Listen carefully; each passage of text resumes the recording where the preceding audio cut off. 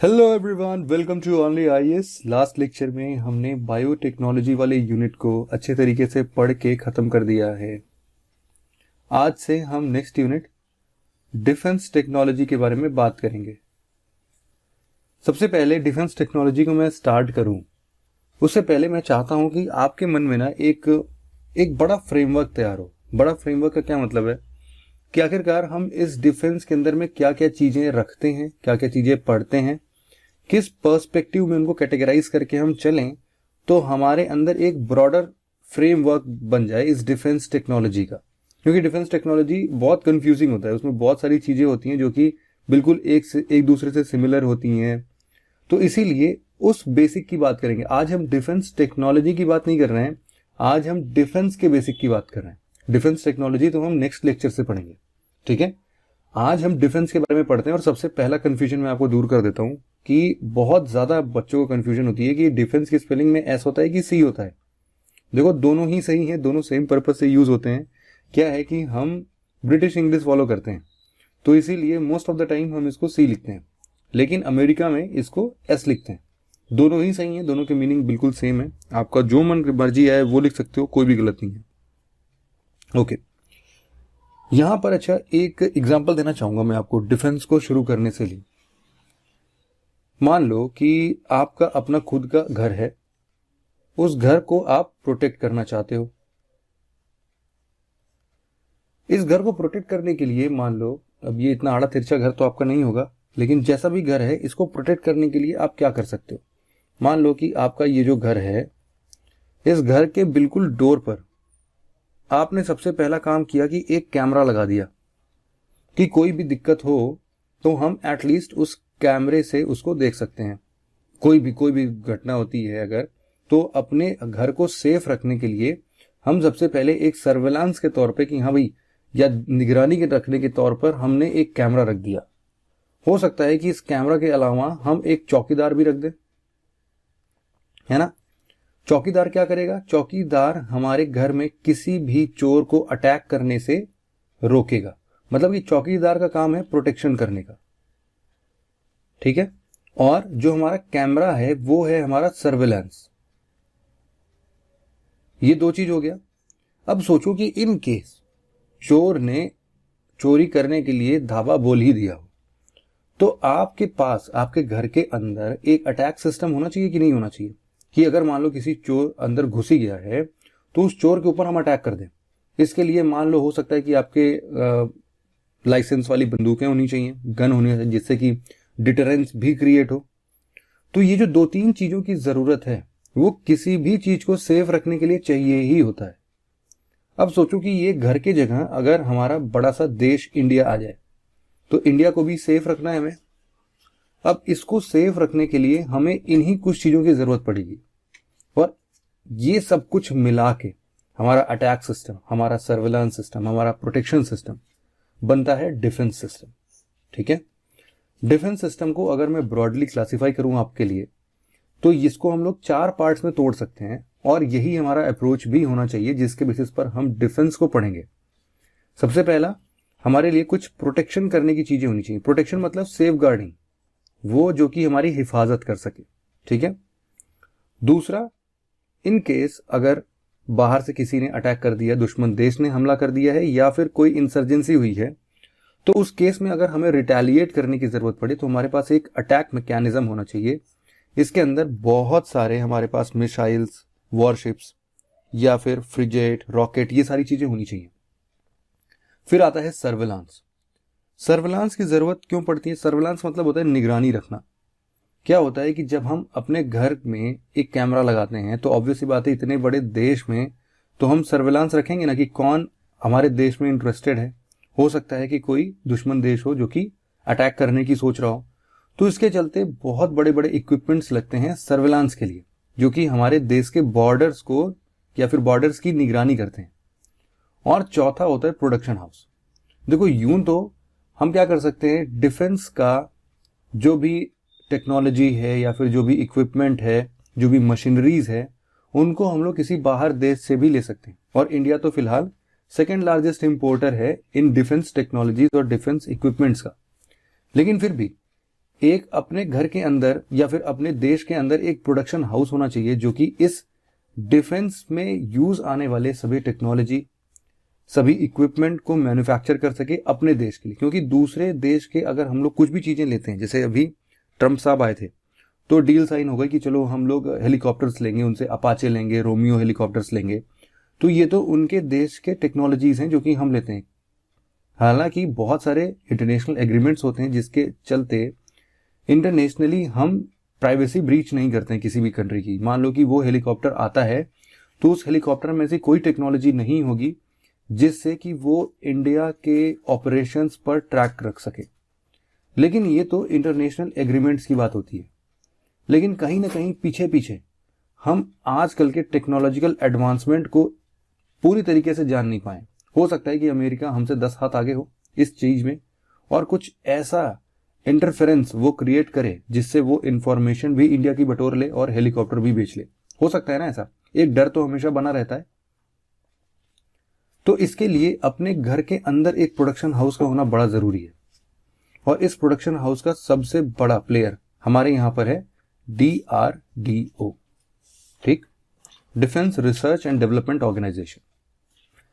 तो इन्हीं सबके बेसिस पर हमारा जो बड़ा बड़ा फ्रेमवर्क है वो बनना स्टार्ट होगा। सबसे पहले अगर हम बात करें प्रोटेक्शन की, तो प्रोटेक्शन अभी तक जब भी हम घर पर प्रोटेक्शन करते थे तो हम तो एक चौकीदार रख के खाली हो जाते थे, वो हमारे घर की रक्षा कर सकता था। लेकिन जब कंट्री बहुत बड़ा है, यहां पर अटैक होने की संभावना एयर के थ्रू भी हो सकती है, लैंड के थ्रू भी हो सकती है और वाटर वेज के थ्रू भी हो सकती है या फिर वाटर के थ्रू भी हो सकती है। तो हमें इन तीनों जगह पर प्रोटेक्शन रखने के लिए किसी न किसी को रखना पड़ेगा, हर जगह के चौकीदार होने चाहिए। तो जैसे कि लैंड से अगर हमें कोई अटैक कर रहा है तो उसके लिए हम दो काम कर सकते हैं।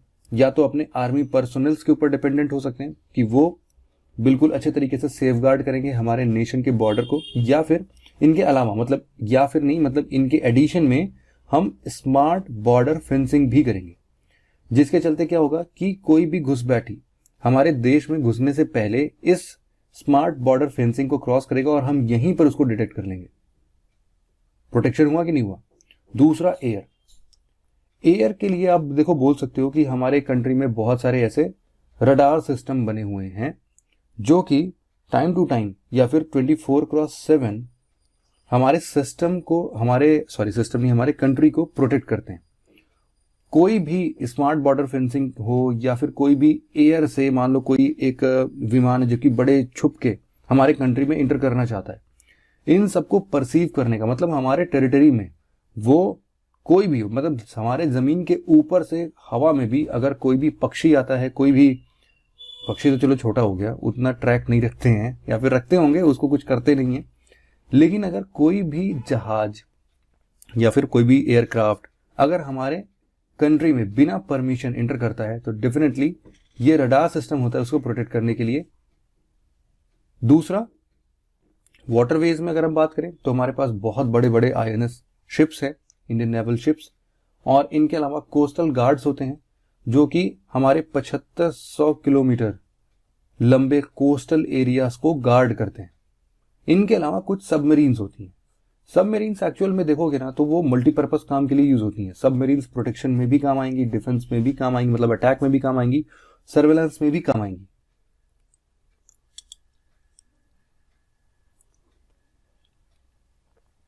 तो ये काम सबमरीन का यहां पर भी होगा।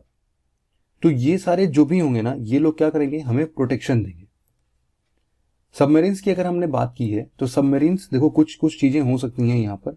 कुछ सबमरीन्स होती हैं वो न्यूक्लियर पावर्ड होती हैं, कुछ सबमरीन्स होती हैं वो डीजल इलेक्ट्रिक सबमरीन्स होती हैं।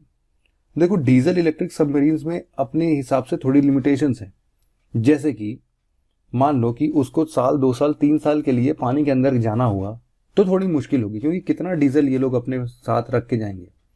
कभी ना कभी तो उसको अपने पावर सप्लाई को मेंटेन करने के लिए कुछ भी करके सरफेस पर आना पड़ेगा ना, जो कि इसको डीजल की सप्लाई करे, या फिर किसी को इसके पास जाना पड़ेगा जो कि डीजल की सप्लाई करे। तो पानी के अंदर तो डीजल की सप्लाई होना बड़ा ही मुश्किल है। तो हो सकता है कि सबमरीन को कुछ दिनों के बाद बाहर आना पड़े और जिससे कि दुश्मन देश ट्रैक कर सकते हैं कि भाई अब निकली है ये सबमरीन, अब देखते हैं ये कहाँ जाती है, और फिर जहां भी जाएगी उसको ट्रेस कर लेंगे। कुछ होती हैं nuclear powered submarines. Nuclear powered submarines अपने आप में काफी एफिशिएंट सबमरीन्स होती हैं, जो कि काफी दिनों के लिए पानी के अंदर छिप सकती हैं। इसीलिए पानी के अंदर छिप के ये एक तो चौकीदारी का भी काम करती हैं, दूसरे देशों पर निगाह रखने की बात होगी, मतलब कि सर्वेलांस का काम होगा तो भी करती हैं। और इन केस अगर किसी दुश्मन देश ने अटैक किया है वाटर या फिर ओशियन वेज के थ्रू, तो ये सबमरीन्स उनके ऊपर अटैक भी कर सकती है। तो इसके बेसिस पर हमारे कंट्री में बहुत सारे अलग अलग क्लासेस के सबमरीन्स हैं, जैसे कि Arihant class, Akula class, Sindhu Ghosh class, Shishumar class और कलवरी क्लास। इन सभी चीजों को, इन सभी क्लासेस को, जैसे कि आईएनएस ये कलवरी है, आईएनएस कंधेरी, आईएनएस करंज, इन सभी लोग को, इन सभी सबमरीन्स को हम डेफिनेटली पढ़ेंगे अपने इस डिफेंस टेक्नोलॉजी के अंदर में। तो ये एक पोर्शन होना चाहिए सबमरीन्स। जब भी आप पढ़ो तो आपके दिमाग में ये हमेशा इमेज बननी चाहिए कि इसको तीनों पर्पस के लिए यूज कर सकते हैं। दूसरा जो हमारा कैटेगरी था डिफेंस के अंदर, वो है अटैक। मतलब कि दुश्मन देश ने अब हमारे ऊपर अटैक कर दिया है, या फिर हमें डिटरेंस क्रिएट करना है अपने सामने वाले देश के लिए या फिर अपने दुश्मन मुल्क के लिए, तो हम अपने देश के अंदर एक अटैक सिस्टम डेवलप करेंगे कि इन केस ऑफ अर्जेंसी या फिर जब भी जरूरत पड़े उसकी, तो हम अटैक कर सके। उसके लिए हमने अलग अलग मिसाइल्स बनाए हैं, हमारे पास बड़े बड़े वॉरशिप्स हैं, हमारे पास मिसाइल्स तो हैं, लेकिन हो सकता है कि दुश्मन देश के पास भी मिसाइल हो, वही मिसाइल हमारे कंट्री पर दाग दे।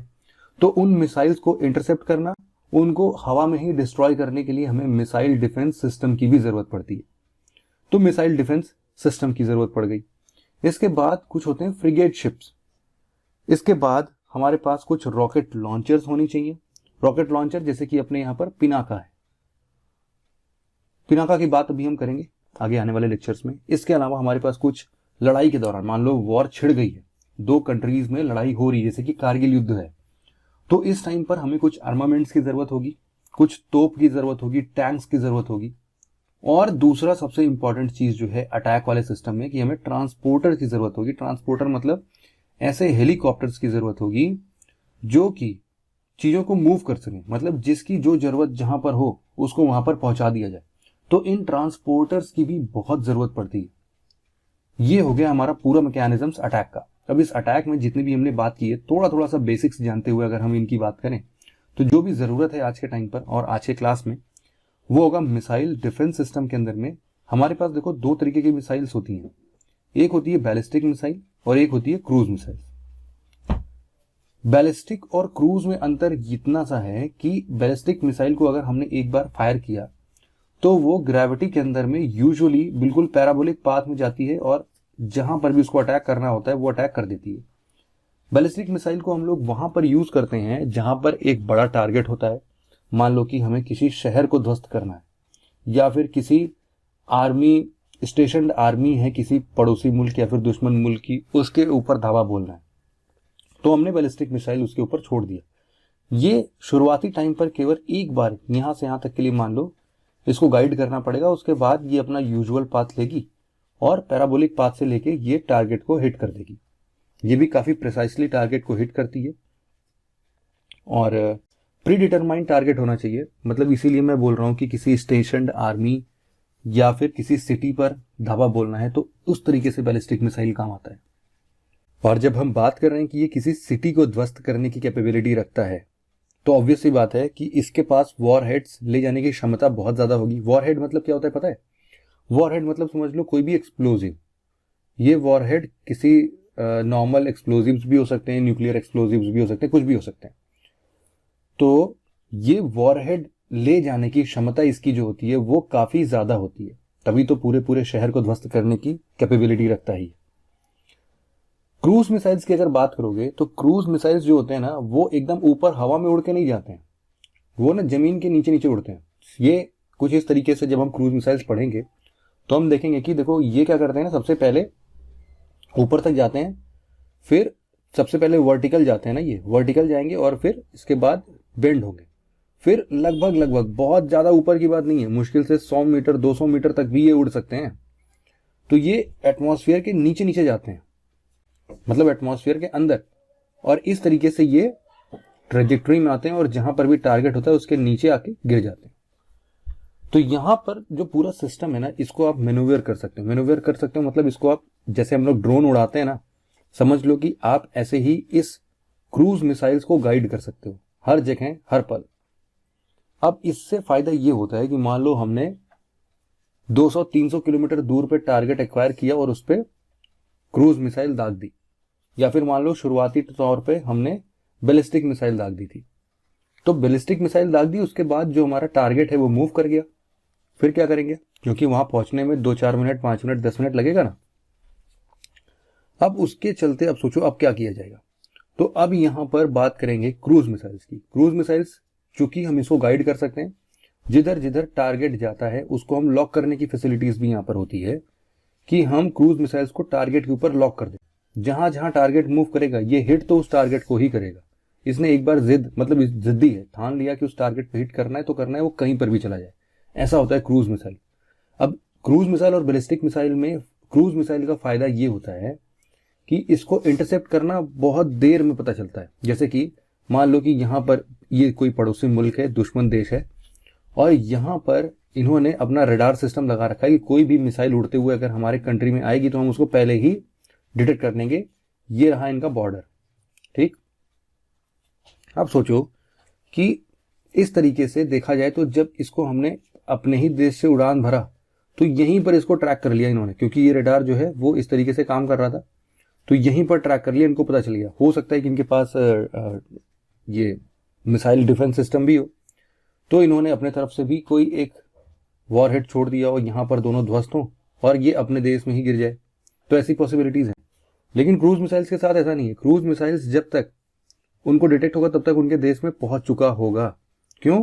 क्योंकि वो काफी नीचे उड़ते हैं, उसको डिटेक्ट कर पाना बहुत मुश्किल होता है। तो इसलिए क्रूज मिसाइल्स और बैलिस्टिक मिसाइल्स को हम यूज करते हैं।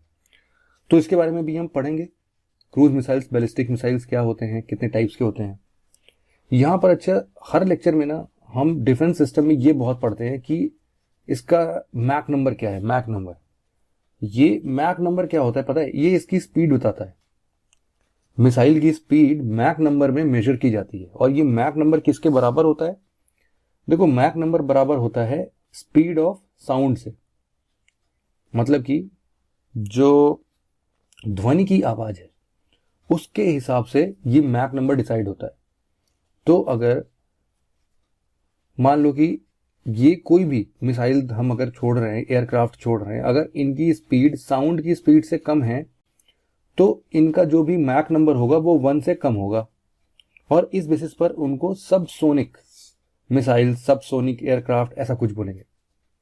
जो एग्जैक्टली इस स्पीड ऑफ साउंड को मैच कर लेगा उसको हम लोग बोलेंगे ट्रांससोनिक, और जो इस साउंड की स्पीड से बढ़ गया आगे इसको हम लोग बोलेंगे सुपरसोनिक या फिर हाइपरसोनिक। ठीक है, सुपरसोनिक अप टू मैक 5 तक होता है और उसके ऊपर गया तो फिर ये हाइपरसोनिक हो जाता है। ये वेरिएशंस थोड़े बहुत हो सकते हैं, कंट्री टू कंट्री वेरी कर सकते हैं। जैसे कि हमने जो रेशियो निकाला है, रेशियो मतलब कि जो भी हमारे पास ऑब्जेक्ट है, मिसाइल्स हैं, एयरक्राफ्ट्स हैं, उनकी स्पीड अपॉन में साउंड की स्पीड, अगर इनका रेशियो 1 से कम आता है तो इनको सबसोनिक बोलेंगे। बिल्कुल एग्जैक्टली 1 आता है मतलब कि ऑब्जेक्ट की स्पीड साउंड की स्पीड के बराबर है तो दोनों कट के 1 आंसर देंगे। इस टाइप पर मैक स्पीड या फिर मैक नंबर जो है वो 1 होगा। इसके ऊपर गए तो सुपरसोनिक में मैक 1 से ज्यादा हुआ तो ये सुपरसोनिक, और मैक 5 से ज्यादा हुआ तो ये हाइपरसोनिक।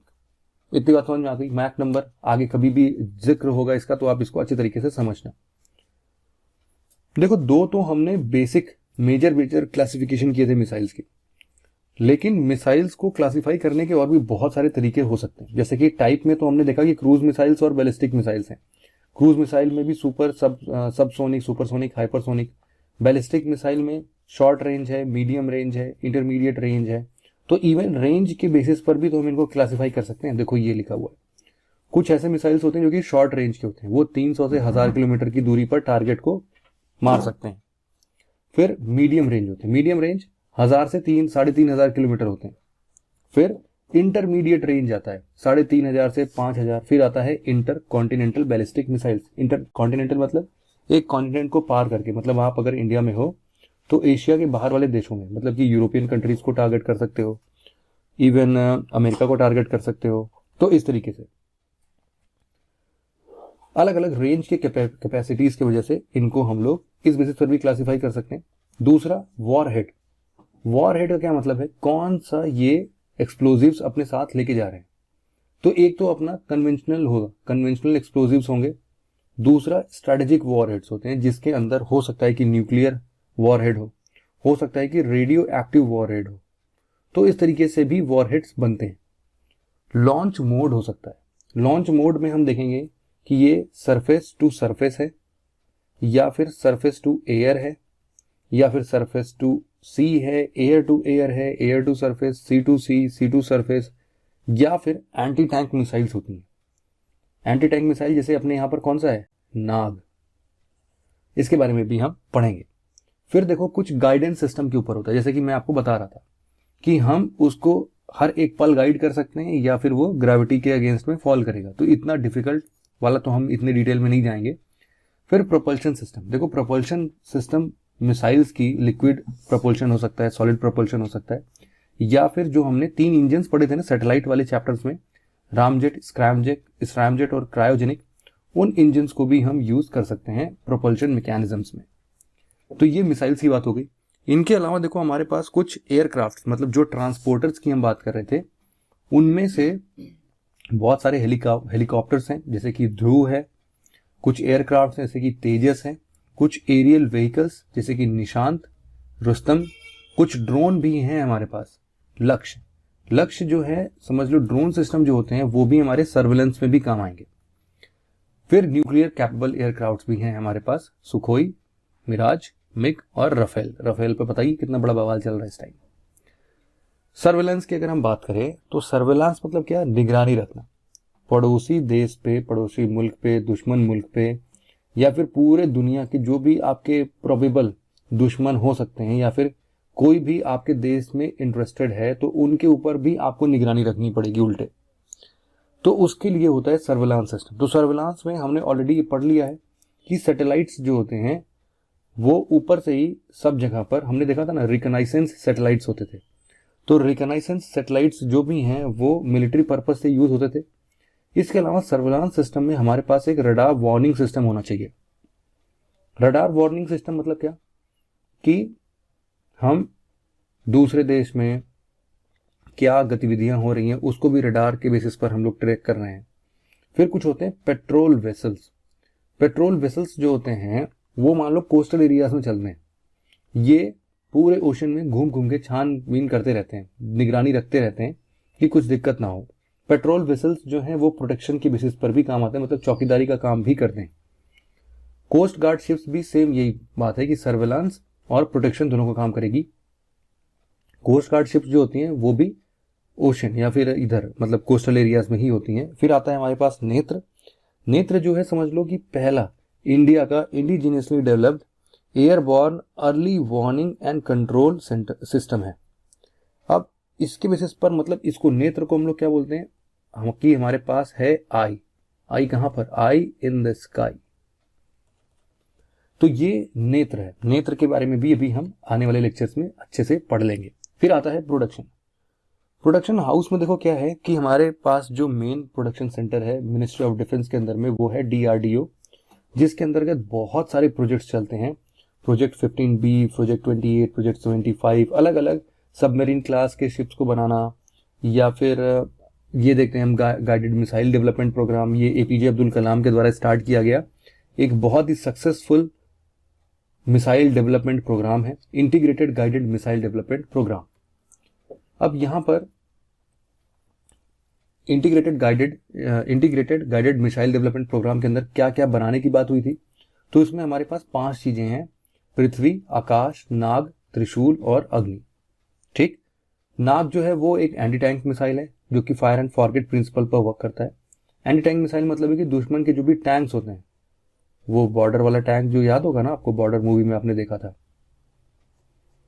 ऐसे टैंक जो होते हैं, ये है, इसको ध्वस्त करने के लिए नाग बनाया गया है, ठीक है। तो ये मिसाइल है, ये फायर एंड फॉरगेट है। अब ये टैंक किधर भी मूव करे, किधर भी भागे छिपे, कोई मतलब नहीं है। ये एक बार अगर निकल गया तो फिर ये अटैक करके ही मानेगा। दूसरा होता है पृथ्वी।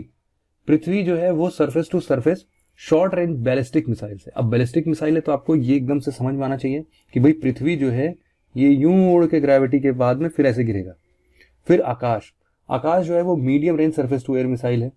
त्रिशूल जो है वो short range surface to air missile है। और अग्नि भी intermediate range surface to surface missile है। सरफेस टू सरफेस मतलब काइंड ऑफ क्रूज मिसाइल। तो यहां पर अग्नि की अगर हम बात करते हैं तो अग्नि के भी बहुत सारे वेरिएंट्स है। अग्नि 1 2 3 4 5 6, इन सब के बारे में, इनके रेंजेस के ऊपर डेवलप्ड या फिर टेक्नोलॉजी में जो भी एडवांस आया है उनके बारे में हम अग्नि के लिए अलग से पढ़ेंगे। इनके अलावा देखो कुछ और भी चीजें होती हैं जो कि हमारे डिफेंस के अंदर में काम आती हैं। वो होते हैं कुछ डिफेंस एग्रीमेंट्स। मान लो कि इंडिया ने रशिया के साथ कोई डिफेंस एग्रीमेंट साइन किया है, इंडिया ने यूएसए के साथ कुछ डिफेंस एग्रीमेंट साइन किया है, इंडिया ने इजराइल के साथ कुछ एक डिफेंस एग्रीमेंट साइन किया है। तो इन डिफेंस एग्रीमेंट्स का हमें लगभग अंदाजा होना चाहिए कि मोर और लेस हमारे पास जो भी डिफेंस इक्विपमेंट्स हैं वो कहां से आ रहे हैं। तो मोस्टली देखोगे कि आप रशिया से आते हैं या फिर इजराइल से आते हैं या फिर यूएसए से आते हैं। बस यही 2-3 देश हैं जिनसे मेजरली इंडिया डिफेंस इक्विपमेंट्स को परचेज करता है। फिर इसके बाद देखो हर साल में बहुत सारे कंट्रीज के साथ इंडिया मिलिट्री एक्सरसाइजेस करता है। मिलिट्री एक्सरसाइजेस का क्या मतलब है कि हमारे यहाँ के जो भी आर्मी, नेवी या फिर एयरफोर्स के लोग हैं वो लोग दूसरे कंट्रीज के आर्मी, नेवी और एयरफोर्स के साथ कुछ एक्सरसाइज कंडक्ट करते हैं। इसमें इनका प्रिंसिपल ये होता है कि वो एक दूसरे को ट्रेन करें, उनके पास जो भी कैपेबिलिटीज हैं उनको थोड़ा सा स्ट्रेंथन करें, एक दूसरे को सिखाएं। तो इसमें वही वाला फंडा लगता है कि सबका साथ सबका विकास। तो मान लो कि अगर इंडियन ओशियन को प्रोटेक्ट करने की बात है तो इंडियन ओशियन को प्रोटेक्ट करने की जिम्मेदारी केवल इंडिया की थोड़ी ना है। तो इंडिया के साथ साथ जो भी इसके स्टेक होल्डर्स होंगे इंडियन ओशियन के, वो सब एक साथ मिलकर कोई मिलिट्री एक्सरसाइज कर सकते हैं। जैसे कि इंडिया ने इंडोनेशिया के साथ कर लिया, इंडिया ने श्रीलंका के साथ कर लिया, इंडिया ने मान लो नेपाल के साथ कर लिया। तो इस तरीके से अलग अलग कंट्रीज, इंडिया ने म्यांमार के साथ और इवन दूसरे कंट्रीज, बड़े बड़े कंट्रीज के साथ भी मिलिट्री एक्सरसाइजेस होते हैं। जैसे कि इंडिया का यूएसए के साथ, इंडिया का यूरोप के साथ, यूरोप मतलब यूरोपियन कंट्रीज के साथ अलग अलग, इंडिया का रशिया के साथ, फ्रांस के साथ। तो इस तरीके से मिलिट्री एक्सरसाइजेस चलते हैं। इन मिलिट्री एक्सरसाइजेस के अलग अलग नाम होते हैं, ठीक है। उन नामों को उनके कंट्री के साथ, और वो बेसिकली किस चीज के लिए मिलिट्री एक्सरसाइज है, कि वो नेवी की एक्सरसाइज है, एयरफोर्स की एक्सरसाइज है या फिर वो आर्मी की एक्सरसाइज है, ये 3 चीज हम लोग को ध्यान में रखना पड़ेगा। मतलब कि एक पहला कि नाम क्या है, दूसरा किस कंट्री के साथ है, तीसरा कि अगर इस कंट्री के साथ है तो ये आर्मी, नेवी और एयरफोर्स में से किसका एक्सरसाइज है या फिर तीनों का ही है। और इनके अलावा कुछ ग्रुपिंग में भी मिलिट्री एक्सरसाइजेस होते हैं जिसमें मल्टीपल कंट्रीज पार्टिसिपेट करते हैं, जिसमें मान लो सारे आसियान कंट्रीज ने पार्टिसिपेट कर लिया। तो इस तरीके से भी मिलिट्री एक्सरसाइजेस होते हैं। तो ये मोटा मोटा फ्रेमवर्क है जिसके बेसिस पर आपको पूरा का पूरा डिफेंस सिस्टम को पढ़ना है, समझना है। इतना डायमेंशन अगर आपने कवर किया है डिफेंस के अंदर में तो आप समझोगे डिफेंस आपके मुट्ठी के अंदर होगा और आपका इसके ऊपर अच्छा सा कमांड हो सकेगा। इसके बाद देखो कुछ बात करते हैं डिफेंस मिनिस्ट्री की। मिनिस्ट्री ऑफ डिफेंस की अगर मैं आपको बात बताऊं तो यहां पर बेसिक टास्क जो मिनिस्ट्री ऑफ डिफेंस का है वो ये है, इसके ऊपर सबसे बड़ी रेस्पॉन्सिबिलिटी है कि उसको इंसर्जेंसी को काउंटर करना है और एक्सटर्नल सिक्योरिटी को प्रोवाइड करना है, देश को सेफ रखना है बस कुछ भी करके। इसीलिए मिनिस्ट्री ऑफ डिफेंस के अंदर में 4 अलग अलग डिपार्टमेंट्स बनाए गए हैं। एक डिपार्टमेंट ऑफ डिफेंस ही है मिनिस्ट्री ऑफ डिफेंस के अंदर में। इसका काम होता है कि जो भी 3 सर्विसेज हैं, आर्मी, एयरफोर्स, नेवी और कोस्ट गार्ड के लिए, उन सर्विसेज के बारे में देखरेख करना, और जो भी इंटर सर्विस ऑर्गेनाइजेशन बन सकता है, मतलब कि इन तीनों में जो भी आपस में तालमेल होंगे उनको बिठाने की बात होगी। इसीलिए अभी देखोगे आपकी हाल फिलहाल में डिपार्टमेंट ऑफ डिफेंस या फिर मिनिस्ट्री ऑफ डिफेंस के अंदर में एक सीडीएस की पोस्ट बनाई गई है, चीफ ऑफ डिफेंस स्टाफ, जो कि ट्राई सर्विस जो भी हमारे यहाँ होता है ना, ट्राई सर्विस मैटर्स में एक प्रिंसिपल मिलिट्री एडवाइजर का काम कर सकेंगे, इस डिफेंस मिनिस्ट्री को देंगे ये। तो सीडीएस की पोस्ट इसीलिए बनाई गई थी। इसके ऊपर भी चर्चा करते हैं अभी हम। फिर इसके बाद दूसरा आता है डिपार्टमेंट ऑफ डिफेंस प्रोडक्शन। अब इसका काम प्रोडक्शन करना नहीं है। देखो, डिपार्टमेंट ऑफ डिफेंस प्रोडक्शन का मतलब ये है कि ये सिंपल केवल पॉलिसीज, रूल्स, रेगुलेशंस इनको फ्रेम करेगा और इनको एक सर्विस हेडक्वार्टर से दूसरे सर्विस हेडक्वार्टर या फिर दूसरे ऑर्गेनाइजेशंस जो भी इस डिफेंस सेक्टर में इन्वॉल्व हैं उनको वो इन्फॉर्मेशंस कम्युनिकेट करेगा, उनको वो इन्फॉर्मेशंस पहुंचाएगा। तो डिपार्टमेंट ऑफ डिफेंस प्रोडक्शन का ये department of defence research and development का क्या काम होगा? देखो ये अपना डीआरडीओ जो है वो इस डिपार्टमेंट के अंदर में आता है, department of defence research and development. तो R&D किसके पास है? वो है department of defence research and development के अंदर में। ये गवर्नमेंट को साइंटिफिक बेसिस पर उनको एडवाइस देता है कि कौन कौन से मिलिट्री इक्विपमेंट्स और लॉजिस्टिक सपोर्ट्स उनके पास होने चाहिए। अब या तो उसके लिए वो खुद ही बनाता है या फिर इनको सजेशंस देता है कि आप किसी दूसरे जगह से इनको परचेज कर लो। ये केवल जरूरतें बताता है। चौथा और आखिरी जो है वो है department of ex serviceman welfare. तो जो भी एक्स सर्विसमैन थे जिन्होंने अपने देश के लिए कुछ अच्छा काम किया है और फिर वो रिटायर हो गए, देश को सर्व करने के बाद तो उनके कोई भी इश्यूज होते हैं, जो भी उनके वेलफेयर हैं, उनको उनकी देखरेख करना, पेंशनरी मैटर्स जो भी होते हैं उनको देखना, उनको रीसेटल करना, इन सब की बात कौन देखता है? Department of ex serviceman welfare. और सोचो कि इसके लिए जितने भी पेंशनर्स हैं इन सब के लिए डिफेंस मिनिस्ट्री के अंदर एक अलग से डिपार्टमेंट क्यों बना दिया गया है? क्योंकि देखो बहुत सारा डिफरेंस है। जैसे कि अभी हम बात करें इसी चीज में, तो आपको पता है कि इस बार डिफेंस बजट में 2020-21 की अगर मैं बात करूं तो डिफेंस पेंशन के लिए गवर्नमेंट ने कितना रुपए एलोकेट किया है? ये लगभग आता है 1,39,825 करोड़ के लगभग। अब ये जो अमाउंट है ये पता है कितना अमाउंट है? ये मिनिस्ट्री ऑफ डिफेंस में जितना भी पोर्शन एलोकेट किया गया था उसका लगभग 28-29% जो है, या फिर हम यूं बोलें कि लगभग 1/3 हिस्सा जो है डिफेंस मिनिस्ट्री का जितना भी पैसा दिया जाता है वो केवल और केवल पेंशन्स में लग जाते हैं एक सर्विसमैन को। तो ये जो सर्विसमैन, मतलब ये जो आप देख रहे हो कि ये लगभग सेंट्रल गवर्नमेंट जितना भी एक्सपेंड करती है, जितना भी एक्सपेंडिचर होता है, ये उसका मान के चलो कि 4 से 5% हिस्सा लेता है, जिसमें केवल और केवल मिलिट्री पर्सनल्स को या फिर जो एक्स सर्विसमैन होते हैं उनको पेंशन देने की बात होती है इसमें। इवन आप अभी एजुकेशन सेक्टर की बात करो तो गवर्नमेंट एजुकेशन सेक्टर पे कितना खर्च कर रहा है पता है आपको? ये कर रहा है लगभग 1 लाख करोड़ के आसपास, जिससे मतलब अभी कम ही है समझ लो आप। हेल्थ पे कितना खर्च कर रहा है? Near about 70,000 crore.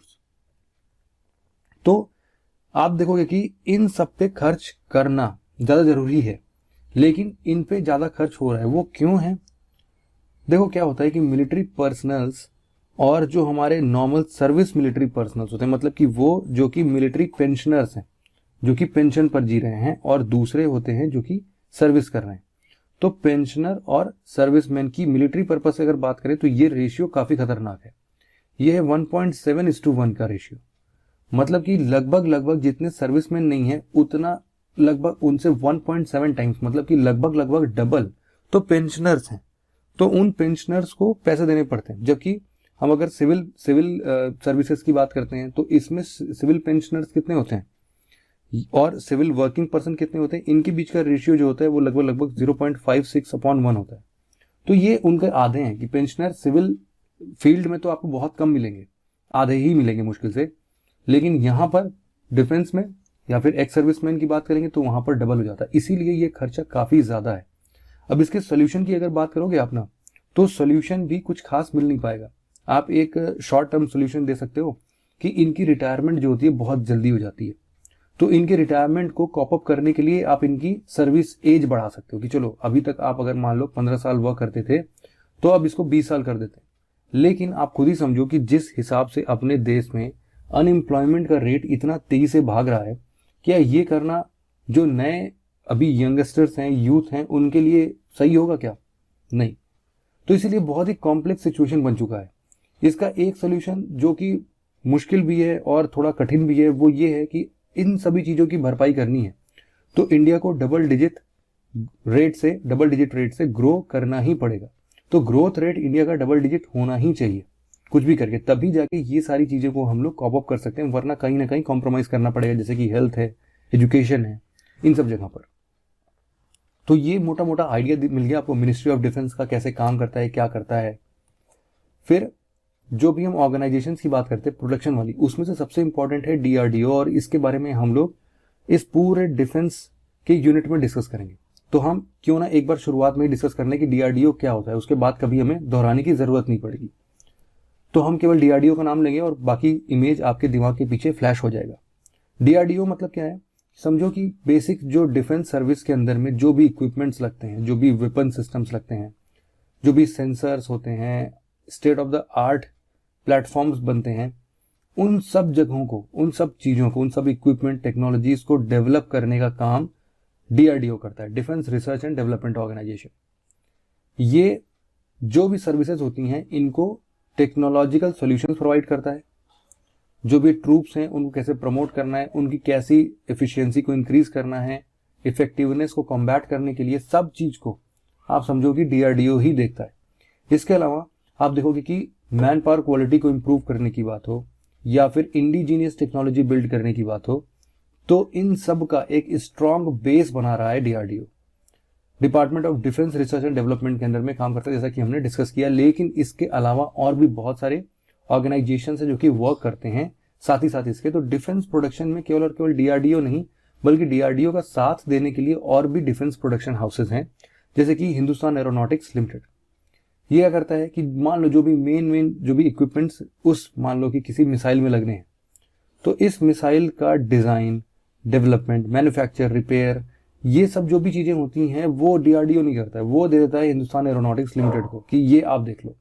जो भी छोटे छोटे इंजन होते हैं, दूसरे एसेसरीज होते हैं, वो सब बोल देता है कि आप प्रोड्यूस करके हमें दे दो और हम इनको यूज कर लेंगे, हम इनको क्या करेंगे कि हम असेंबल कर लेंगे।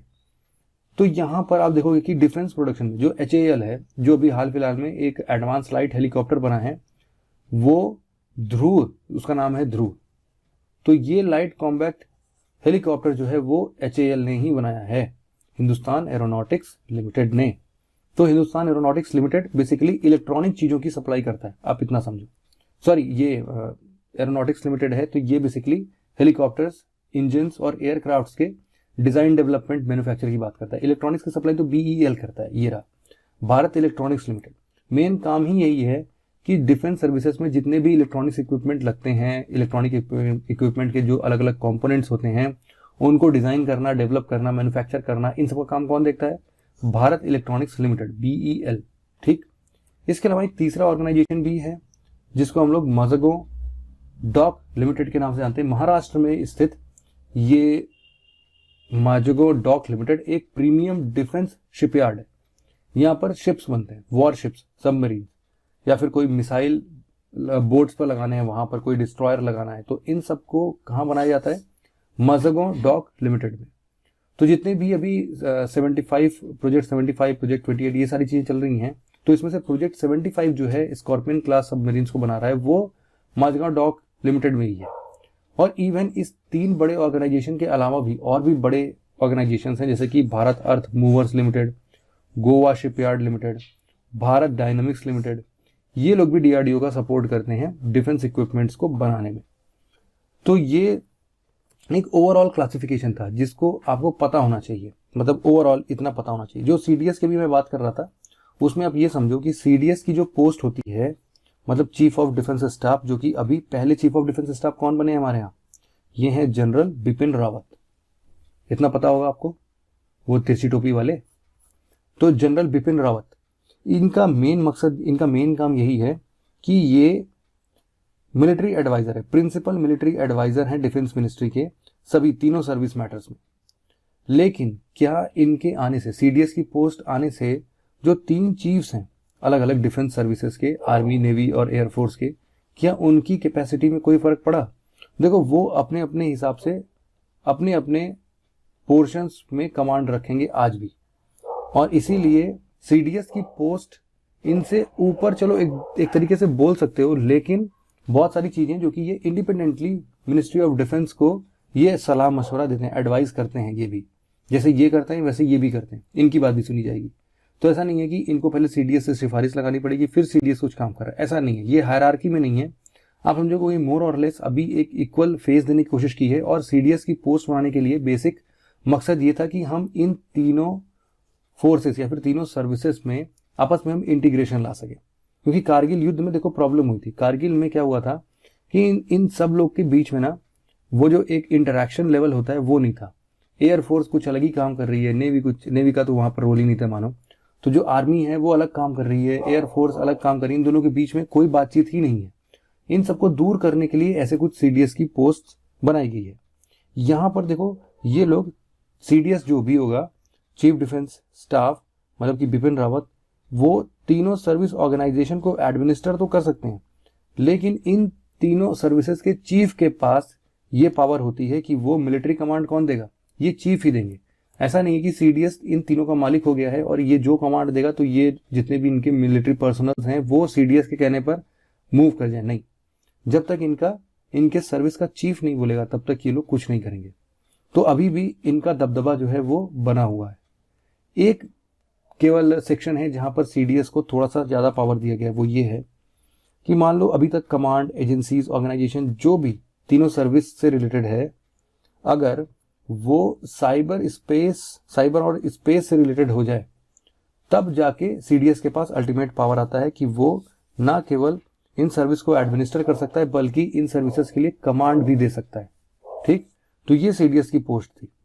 मोटा मोटा हमने मोर और लेस बात कर लिया है पूरे के पूरे डिफेंस सिस्टम पर, और इन सब के बारे में हम नेक्स्ट लेक्चर से मिसाइल से स्टार्ट करेंगे और फिर मिसाइल को ही हम पढ़ेंगे। उसमें क्रूज मिसाइल, बैलिस्टिक मिसाइल, ये सारी चीज़ों को हम चर्चा करेंगे। और इनके अलावा कुछ और भी एक्स्ट्रा मिसाइल्स हैं, क्लासिफिकेशंस के बेसिस पर ढेर सारा मिसाइल्स हम पढ़ेंगे। तो एक मोटा मोटा फ्रेमवर्क बन गया ना आपका डिफेंस के अंदर। ये 4 चीजें हैं, प्रोटेक्शन, अटैक, सर्विलांस और प्रोडक्शन। इन्हीं 4 चीजों पर आपको पूरा का पूरा डिफेंस को समझना है, सीखना है और अपने मन में इसको एक इमेज बना के रखनी है। ठीक है, तो फिर कोई कंफ्यूजन अगर है इस चीज में तो आप मुझे जरूर से डिस्कशन पेज पर पूछ लेना। नेक्स्ट लेक्चर में फिर से मिलेंगे और फिर हम डिफेंस टेक्नोलॉजी को स्टार्ट करेंगे। ठीक है, तो बस आज के लेक्चर में इतनी ही इन्फॉर्मेशन थी। Thank you very much for listening it very patiently friends. Have a nice day.